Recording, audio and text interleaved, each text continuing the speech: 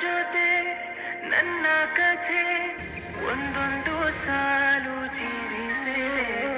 ನನ್ನ ಜೊತೆ ನಿನ್ನ ಕಥೆ ಬೇರೊಂದು ಲೋಕ ಸೃಷ್ಟಿಸಿದೆ.